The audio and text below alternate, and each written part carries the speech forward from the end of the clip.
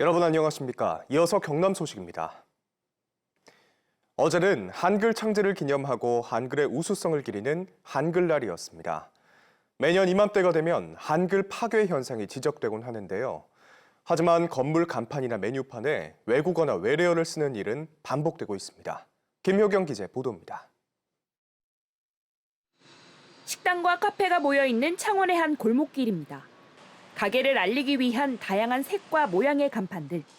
자세히 살펴보니 영어 등 외국 문자가 적지 않습니다. 읽기도 뜻을 알기도 어렵고 무엇을 파는 곳인지 선뜻 이해가 가지 않는 곳도 있습니다. 검색을 한국어로 하는데 가면은 이제 일본 간판 있으면 여기 맞나? 이렇게 그렇게 되는 것 같아요.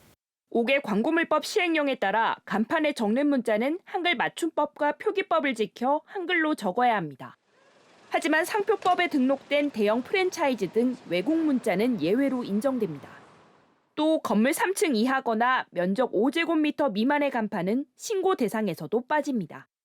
외국 문자가 쓰인 간판을 제대로 관리하기 어려운 이유입니다. 국적 불명의 간판은 특히 고령층에게 더 불편합니다.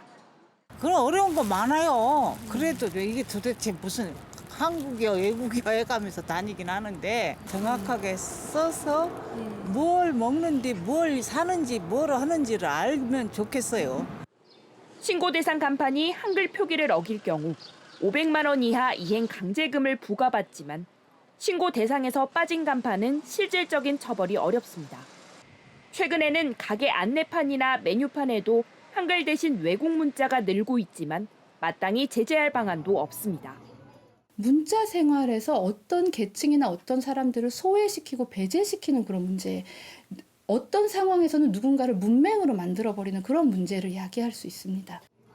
메뉴판 등에도 외국 문자 표기가 늘어나면서 간판처럼 한글을 함께 쓰게 하는 법안도 3건이나 발의됐지만 아직 국회 심사 단계에 그치고 있습니다. KBS 뉴스 김효경입니다. 부산의 대표적인 주거지에 자리 잡고 있던 대형 마트들이 최근 잇따라 문을 닫고 있습니다. 대부분 매각돼 초고층 주거시설이 들어설 예정인데 난개발이 우려되고 있습니다. 강지아 기자입니다.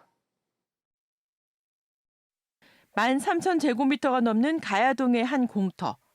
지난해 폐업한 홈플러스 가야점이 있던 자리입니다. 지난 20년 동안 매출 상위의 점포였지만 홈플러스 측은 자산 유동화 등을 이유로 3,500억 원가량에 매각했습니다. 이제 이곳에는 초고층 주상복합 800여 세대가 들어설 예정입니다. 마린시티에 자리 잡고 있는 홈플러스 해운대점, 이곳도 지난달 폐업했습니다. 홈플러스 연산점도 지난 5월 폐점했습니다. 홈플러스 측이 역시 자산 유동화를 이유로 매각했고 각각 초고층 업무시설이나 주상복합이 들어설 예정입니다. 동부 상권의 대표적인 대형마트인 메가마트 남천점은 내년 하반기 문을 닫습니다. 임차했던 땅이 팔려 어쩔 수 없이 문을 닫게 됐는데 이곳에도 초고층 주상복합이 예정돼 있습니다. 옷도 사고요. 여기에 밥도 먹고요. 모임에 커피도 마시고 하는 게 불편 많이 하죠. 없으면. 온라인은 젊은 사람들이 하는 거고 여기에 좀 연세든 분들은 이런 데서 많이 삽니다. 대형마트가 문을 닫는 곳마다 초고층 주상복합이 들어서게 된 겁니다. 온라인 유통업체의 약진으로 대형마트의 매출이 하락했고 개발업자들이 교통이 편리하고 인구가 밀집된 이른바 노른자 위 땅에 자리 잡고 있는 대형마트에 눈독을 들이는 경우가 많아서라고 전문가들은 말합니다. 이 때문에 난개발로 인한 부작용을 걱정하는 목소리도 나옵니다. 중장기적으로는 교통 여건의 악화 그리고 또 다른 생활 문화시설이 감소 또는 폐지된다는 부작용으로 인해서 도시의 경쟁력이 저하될 것으로 예상이 됩니다. 또 해운대 신시가지 핵심 상권에 있던 NC백화점이 매물로 나와 대형 마트뿐 아니라 매출이 부진한 백화점 매각설도 다시 수면 위로 떠오를 것으로 보입니다. KBS 뉴스 강지아입니다. 전기차가 늘면서 전기차 화재도 매년 증가하고 있습니다. 전기차 화재는 배터리 열폭주 현상 탓에 진압이 어려워 특수 장비가 필수적인데요. 하지만 전기차가 많은 지역일수록 장비가 오히려 부족한 걸로 나타났습니다. 박준우 기자입니다. 지난달 23일 새벽 대구 남구 한 주택가. 전기차에서 뿌연 연기가 올라오더니 폭발음과 함께 불길이 치솟습니다. 소방관이 호스로 연신 물을 뿌려보지만 역부족입니다. 발견한 게 3시였고요. 완전 진압이 됐다고 판단하고 차량에 설치한 수조를 제거한 게 그날 이제 오후 2시 반이었어요. 이 때문에 전기차 화재에는 특수 진압 장비가 필요합니다. 차량 하부에 물을 뿌리는 관창과 산소 공급을 차단하는 질식 소화덮개, 차량을 수조에 넣는 이동식 수조 등입니다. 하지만 전기차 화재 진압 장비 보유 현황은 지역별로 천차만별입니다. 대구는 장비 한 대당 전기차 등록 대수가 619대로 제주와 서울, 인천에 이어 많았는데 전국적으로 전기차 대수가 많을수록 장비가 부족했습니다. 특히 이동식 수조는 상당수 지역이 한 자릿수에 불과했습니다. 연소가 확대되면서 다른 차량으로 옮겨 붙을 가능성이 높기 때문에 차량이 늘어나는 만큼 비례적으로 좀 더 소방시설을 확충하자. 이는 전기차 진압 장비 구입 예산이 따로 정해져 있지 않다 보니 시도별로 전체 예산에서 필요에 따라 재량껏 구매하기 때문입니다. 여기에 한 세트당 1,000만 원이 넘는 이동식 수조 등 비용도 부담입니다. 군위군 같은 경우에 전기차 화재 진압 장비 한 대도 보유되어 있지 않습니다. 조속히 어떤 기준을 좀 마련해서 갖춰줘야 되지 않는가. 올 상반기 전기차 화재는 42건으로 이미 지난해 44건에 육박하는 수준. 전기차는 순간 온도 1000도에 달하는 배터리 열폭주로 대형 화재가 발생할 수 있는 만큼 화재 진압 장비 보강을 서둘러야 한다는 지적입니다. KBS 뉴스 박준우입니다. 연휴가 끝나고 오늘도 쌀쌀하게 출발하는 아침입니다. 현재 기온 거창이 9도, 의령이 10도를 보이는 등 예년보다 낮게 출발하고 있는데요. 한낮에는 대부분 지역에서 23도 안팎을 보이면서 어제와 비슷하겠습니다. 한편 아침까지 내륙을 중심으로는 시야가 좋지 못하겠습니다. 곳곳으로 가시거리 200m 미만의 짙은 안개가 끼는 곳이 있겠는데요. 출근길 교통안전에 유의가 필요하겠습니다. 위성 영상 살펴보시면 오늘 우리 지역의 하늘 고기압의 가장자리에서 대체로 맑겠습니다. 원활한 대기 확산으로 공기질 쾌청하겠습니다. 자세한 지역별 기온 살펴보겠습니다.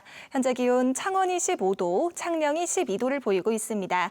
한낮에는 창원이 23도, 창녕이 24도로 예년 이맘때 가을 날씨를 보이겠습니다.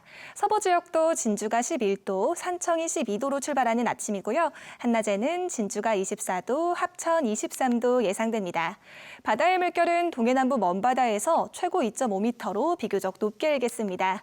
당분간 별다른 비 소식 없이 구름만 가끔 지나겠고 낮과 밤의 기온차가 크겠습니다. 날씨였습니다.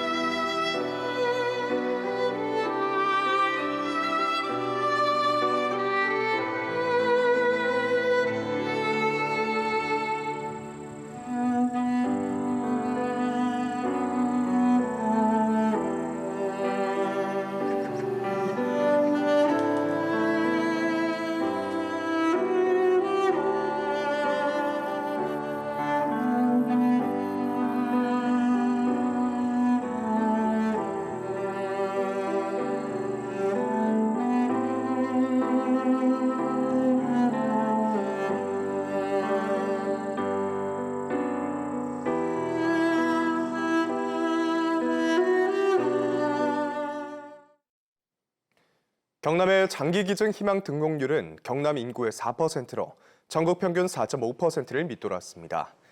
경남도의회가 최근 발간한 정책 제안 자료에 따르면 시군 인구 대비 장기기증 등록률은 거제와 창원, 진주와 김해 4개 시만 경남 평균을 웃돌았고 도시가 농촌보다 등록률이 높았습니다. 또 경남 7개 시군에선 장기기증 대상자별 지원 사업이 따로 없어 활성화 대책이 필요한 걸로 나타났습니다. 최근 5년 동안 암 치료를 위해 서울의 이른바 5대 병원을 찾은 경남의 환자가 11만 명이 넘는 걸로 나타났습니다. 국회 보건복지위 김영주 의원이 원정 진료 현황을 분석한 결과 2018년부터 지난해까지 5년 동안 비수도권 암 환자 103만여 명이 서울 5대 병원에서 진료받은 것으로 집계됐습니다. 이 가운데 경남의 암 환자 원정 진료는 11만 9천여 명으로 경북에 이어 전국에서 두 번째로 많은 것으로 조사됐습니다. 지난달 15일 개막한 산청 세계 전통의학 항노화 엑스포가 개장 24일 만에 누적 관람객 수 100만 명을 돌파했습니다. 산청 엑스포 조직위는 개막 열흘 만에 관람객 30만 명을 넘은 데 이어 지난 추석 연휴 기간 44만 명이 다녀가면서 그제 누적 관광객 100만 명을 돌파했다고 밝혔습니다. 조직위 측은 폐막일인 오는 19일까지 목표 관람객 120만 명을 돌파할 것으로 예상했습니다. 경상남도가 오는 14일부터 창원시 용호동 옛 도지사 관사와 도민의 집에서 전형림 화백 작품 등 지역 특화 콘텐츠 전시를 선보입니다. 이번 전시에선 도민의 집 내부 공간을 캔버스로 바꿔 전형림 화백 작품 9점을 미디어 파사드 기술로 보여주고 확장 현실 체험으로 진해 경화역과 통영 재승당 등 경남 대표 관광지를 소개합니다. 백마탄 여장군으로 알려진 조선의용군 김명시 장군의 항일 무장투쟁을 담은 책이 이달 중 발간됩니다. 지역 시민단체인 열린사회 희망연대에서 펴낸 이번 책은 해방 후 활동 등을 400쪽 분량에 담고 있습니다. 뉴스를 마칩니다. 시청해주신 여러분 고맙습니다.